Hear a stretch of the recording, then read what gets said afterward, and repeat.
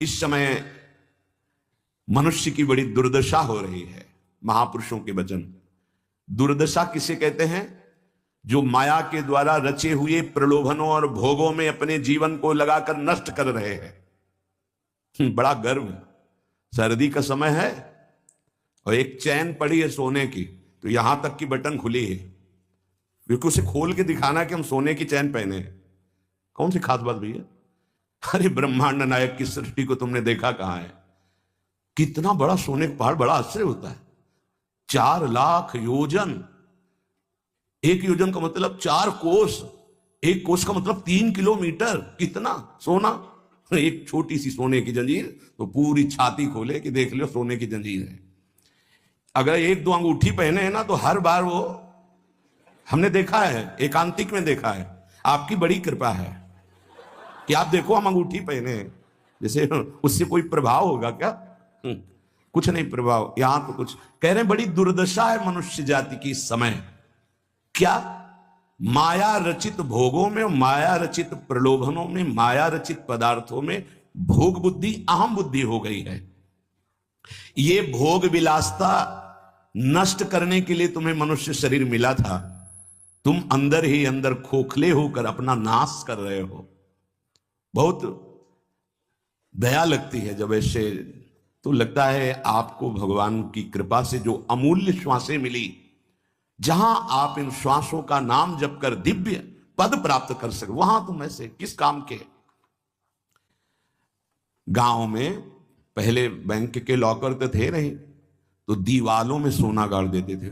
मर गए और जब दूसरों ने जमीन खरीदी और मकान बनाया तो करोड़पति बन गए।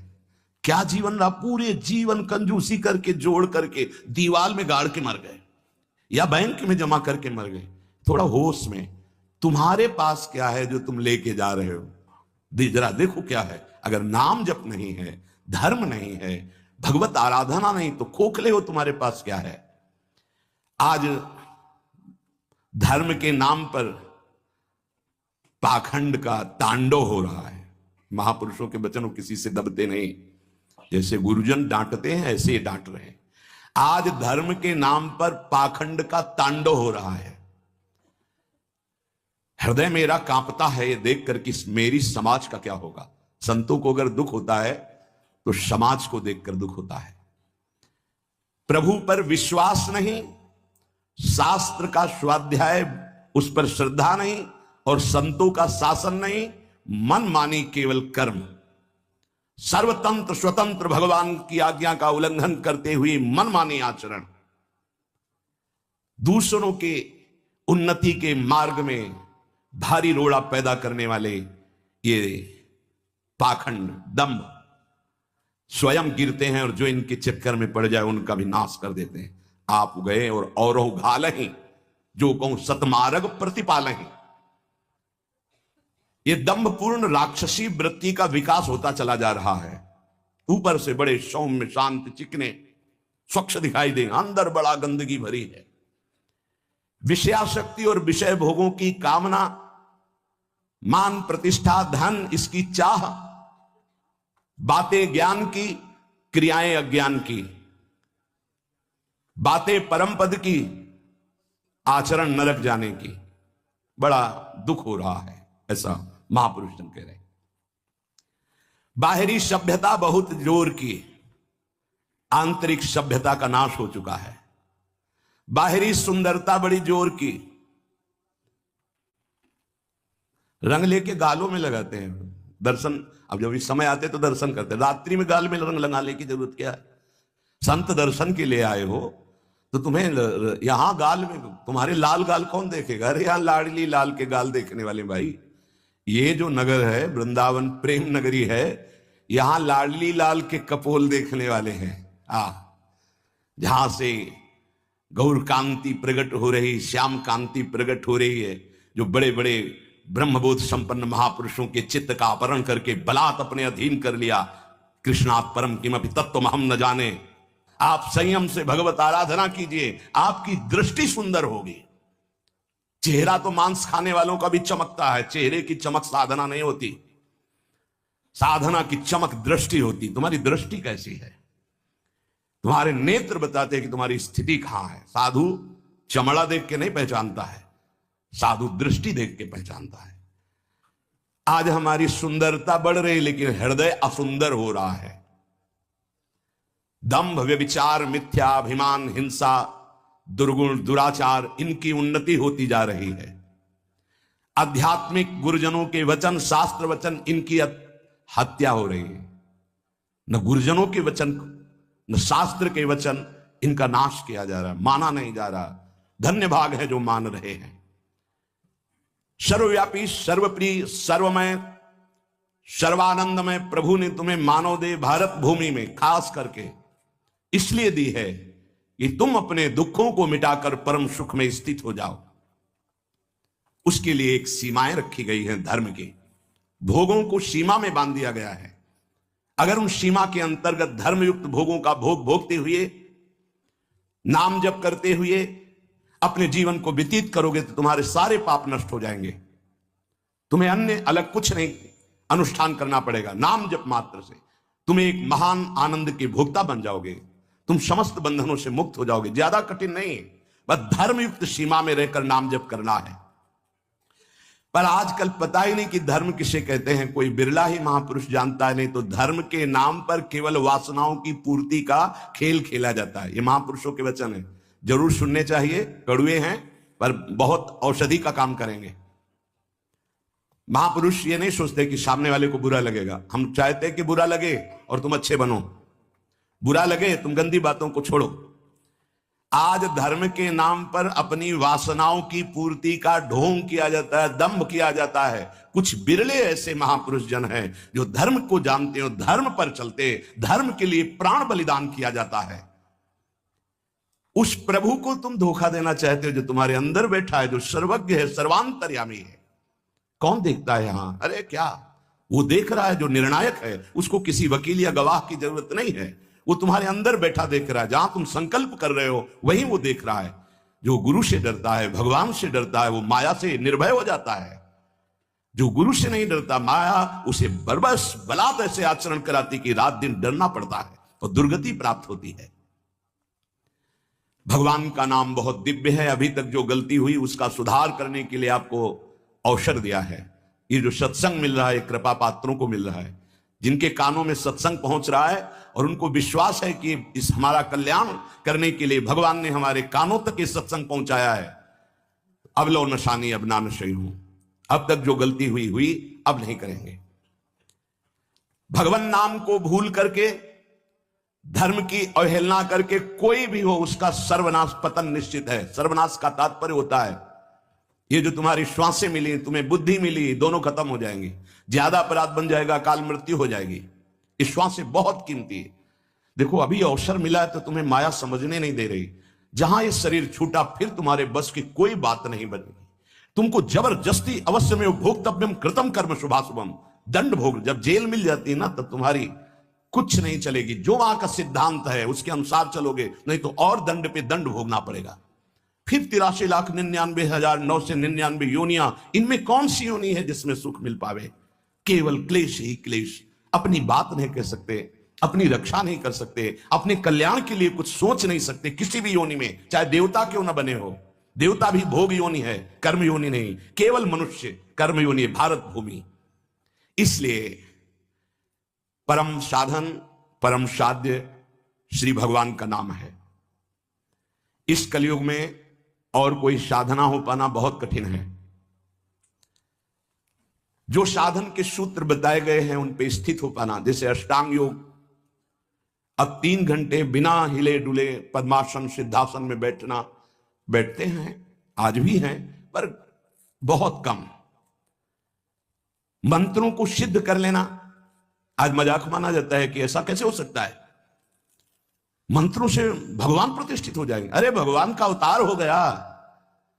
राम जी की प्राण प्रतिष्ठा में तुम्हें ऐसा लगता है कि कैसे ऐसे हो सकता है? तो राम जी जब प्रकट हुए तो मंत्रों से ही हुए। एक ब्रह्म ऋषि का नाम श्रृंगी ऋषि, उनको बुलाया गया, मंत्रानुष्ठान करके पुत्रेष्टि यज्ञ की और मंत्र से अभिषिक्त उस खीर को पवाया गया, महाराज दशरथ जी को दिया गया। उन्होंने अपनी तीनों रानियों को विवादित किया। श्री कौशल्या जी से परब्रह्म परमात्म स्वरूप भगवान राम प्रकट हुए, सुमित्रा जी से लक्ष्मण और शत्रुघ्न प्रकट हुए, कैकेयी माता से महान प्रेम मूर्ति भरत जी प्रकट हुए। ये कैसे प्रकट हुए? मंत्र से। पुत्रेष्टि यज्ञ श्रृंगी ऋषि ने करवाई, वशिष्ठ जी साक्षी, दशरथ जी यजमान, भगवान का अवतार हो गया। तो भगवान के लिए प्राण प्रतिष्ठा में भगवान पधारे, कोई आश्चर्य की बात? अरे भगवान का अवतार मंत्र से हो गया। आज भी हो रहा है मंत्र से अवतार।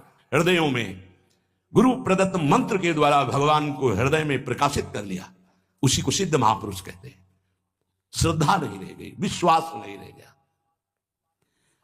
सबका परम कल्याण करने के लिए एक बात सिद्ध है, मान लीजिए, नाम।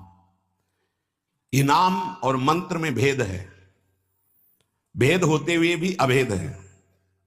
भेद ऐसा, मंत्र को पवित्र अवस्था में गुरु प्रदत्त जपा जाता है, गुरु प्रदत्त होना चाहिए, पवित्र अवस्था, और उपांश और मानसिक ही होना चाहिए, वाचिक नहीं। और मंत्र जाप से स्वरूप जागृत होता है। नाम के लिए अपवित्र या पवित्र का कोई भेद नहीं है। नाम अगर गुरु से नहीं मिला है और आप नाम जप कर रहे हो तो वो गुरु मिला देगा। नाम जप का सबका अधिकार है, जहां से सुनो, जो नाम प्रिय लगे, सबका परम मंगल करेगा। नाम महामहिम है, उठते बैठते चलते फिरते सोते जागते सब। नाम आगे का कार्य पूर्ण करा देगा। नाम गुरु मिला देगा, मंत्र दिलवा देगा, स्वरूप बोध करवा देगा, ये सब आगे का कार्य। नाम सबके लिए महामंगलदायक है। मैं बड़े जोर के साथ कहता हूं, अपने अनुभव की बात कहता हूं, अपने जीवन की बात कहता हूं कि जो कुछ प्राप्त हुआ सब नाम से प्राप्त हुआ। ऐसा गोस्वामी जी भी बोलते हैं। बस हम कुछ सावधानियां बता रहे हैं। नाम जापक अगर इन सावधानियों को कर ले तो बहुत जल्दी नाम सिद्ध हो जाए। पहला, हम जिस प्रभु के नाम का जप और कीर्तन करते हैं उसके अनन्य हो जाएं। अनन्य एक खास बात है। पहली, जो नाम जप करते हैं उसके अनन्य हो जाए, उठते बैठते सोते जागते वही नाम हमारा जीवन बन जाए। बस ये बहुत खास बात है, इसलिए जल्दी इस पे स्थित नहीं हो पाते। जो लोग ये कहते हैं कि मैं तो बहुत से नाम जपता हूं, तो उनको गुरु कृपा प्राप्त नहीं हुई अभी। देख लेना, जिस दिन गुरु कृपा प्राप्त होगी तो आप समिट जाओगे। गुरु कृपा प्राप्त होने का ये प्रभाव होता है कि वो गुरु प्रदत्त नाम और मंत्र में अनन्य हो जाता है, हो ही जाता है, स्वाभाविक हो जाता है। पर जिसको नाम सिद्ध करना है उसको उस नाम के अनन्य होना होगा। जो नाम कीर्तन करते हो, जो नाम जप करते हो, उसके अनन्य हो जाओ। एक ही परमात्मा है, उसके नाम अनंत है, लेकिन अनंत नाम नहीं जपे जा सकते। नाम एक ही पकड़ो और जो पकड़ो उसके अनन्य हो जाओ। जिह्वा से वही तुम्हारे स्फुरित होने लगेगा। दूसरा, नाम की महिमा है, कितना भी बड़ा पाप किया जाए और नाम जापक का कुछ नहीं बिगाड़ सकता, भस्म कर देता है नाम पाप को। इस बात का भरोसा करके पाप करना, ध्यान दीजिए, नाम की महिमा ऐसी है, पक्का है, पर नाम की महिमा का भरोसा करके पाप करना नाम सिद्ध नहीं होगा।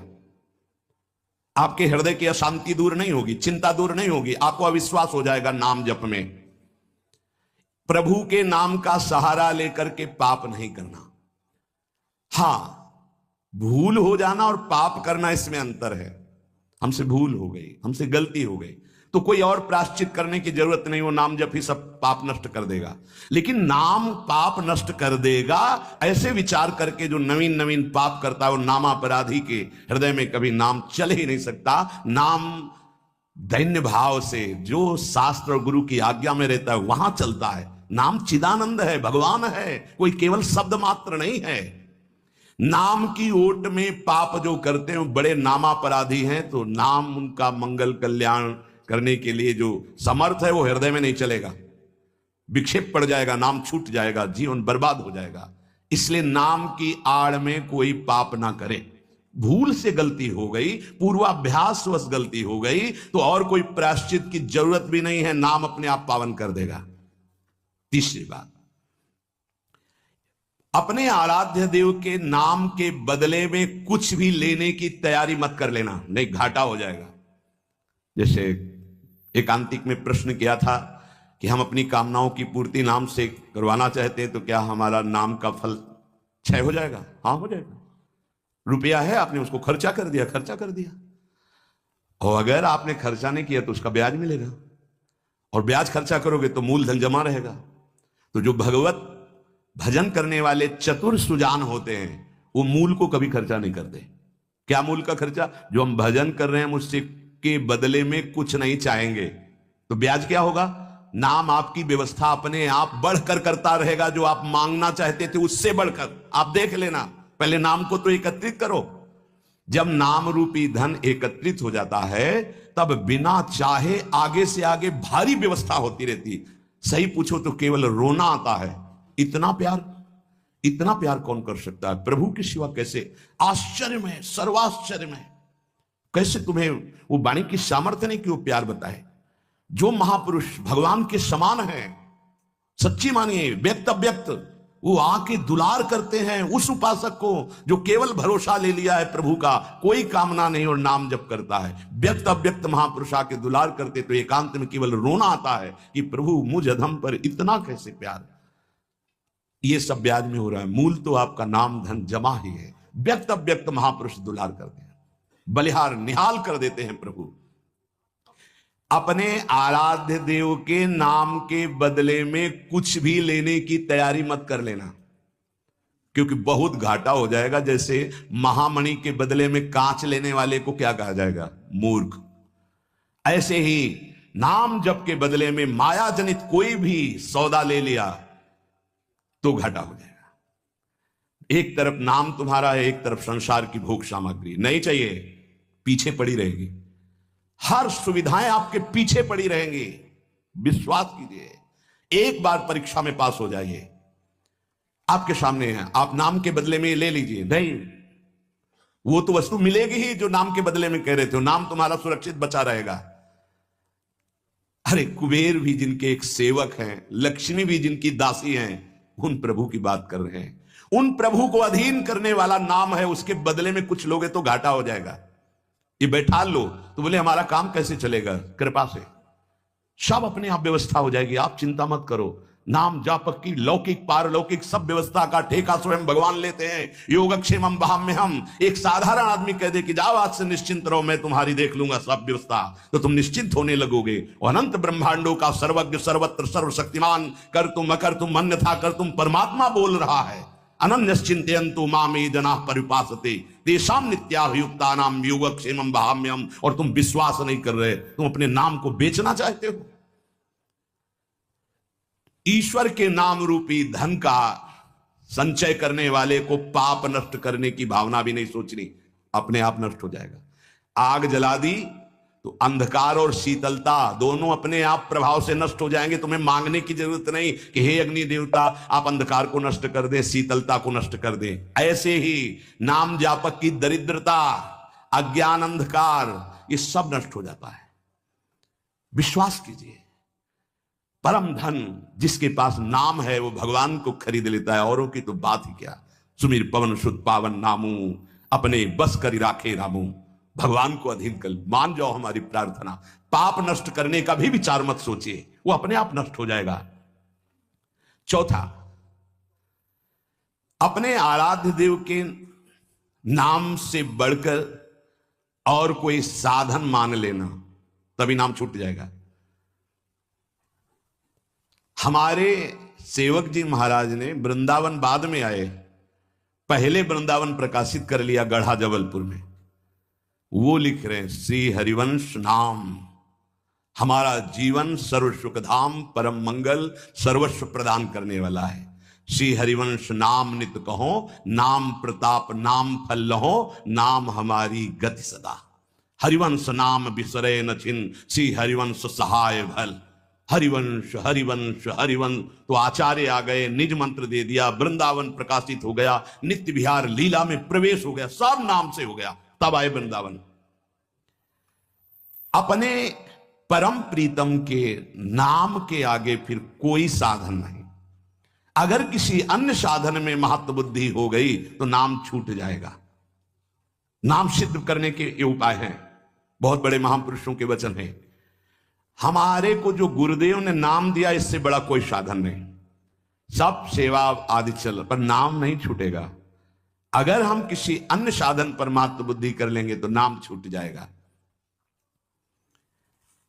पांचवा, नाम जापक को दिखावा बिल्कुल नहीं करना चाहिए। नाम में एक रोग लग जाता है दंभ का, बनावटी पना। जहां दंभाया तो नाम अंतर्ध्यान हो जाता है, दाम्भिक की प्रापंचिक गति हो जाती है, प्रपंच में फंस जाता है। इसकी कई बार संकेत में चर्चा हुई है। ये दंभ बहुत हानिकारक है। प्रभु का नाम प्रभु के प्रेम के लिए, केवल प्रभु को रिझाने के लिए है।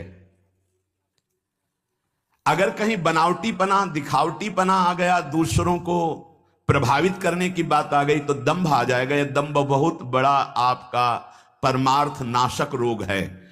ये बड़े बड़ों के अंदर आ जाता है। इस बात का पता लगना बड़ा कठिन हो जाता है कि दंभ आ गया है। इस दंभ के दोष से बचने के लिए किसी महापुरुष के अनुशासन में रहने की आवश्यकता है। इस दंभ को हम विनोद भाषा में कह सकते हैं बगुला भक्ति, दिखावटीपना। बगुला एक टांग पे खड़ा है, ऐसा लग रहा है जल में समाधिस्थ हो रहा है, लेकिन उसकी दृष्टि मछली पे है, वो समाधिस्थ नहीं है। और जहां मछली आई खट्ट से कहा, फिर वैसे ही बैठ गया। जिसकी दृष्टि विषय भोग पर होती है, विषयों पर होती है, मान प्रतिष्ठा पे होती है, वो दंभ भक्ति में लग गया। अब वो नष्ट कर देगा। दंभ दोष से बचना बहुत आवश्यकता की बात है।